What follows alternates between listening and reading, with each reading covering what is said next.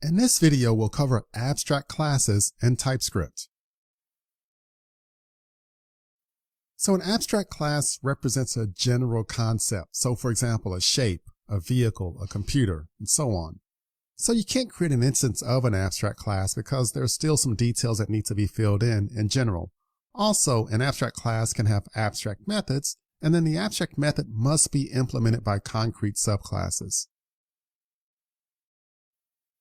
So let's take a look at this with an example. So what we'll do is we'll make our shape an abstract class. So it has some common features, but it will have an abstract method, calculate area, because how you calculate the area for a shape depends on what type of shape it is.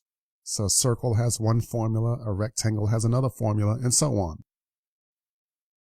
So every shape class must implement the calculate area method. So as an example here, the area of a circle is pi times the radius squared. And then for a rectangle, the area is width times length. So as you can see, that abstract method at the shape level has to be implemented by the actual subclasses. Okay, so let's look at a coding example here for an abstract class. So we'll make the shape class abstract using the abstract keyword. And we'll also have an abstract method by making use of the abstract keyword on the method.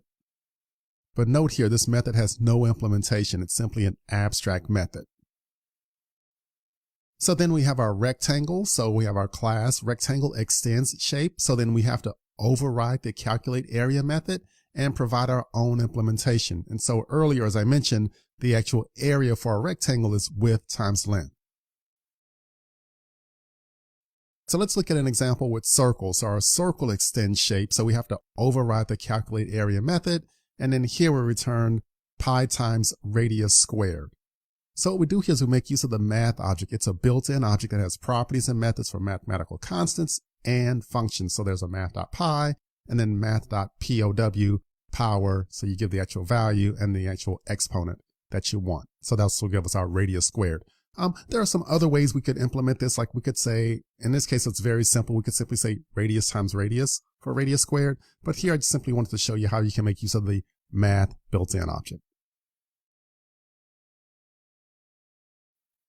Alrighty, so here creating an instance. So this code will not compile since shape is an abstract class. So we can't create an instance of an abstract class directly. We can only create an instance of concrete subclasses such as circle, rectangle, so on. And so a concrete subclass is a class that's not abstract and it implements all of the abstract methods. Okay, so let's go ahead and create an array of shapes here. So we have my circle, my rectangle. We declare an array of shapes like we've done before. We add the shapes to the array. We simply do a for loop. So we console.log on tempShape.getInfo. And then we have a new entry here. We say console.log area equals, and then tempShape.calculateArea. So again, depending on the type of shape, they'll use their own formula for calculating their given area. And then I have a console.log here just to give me a line break.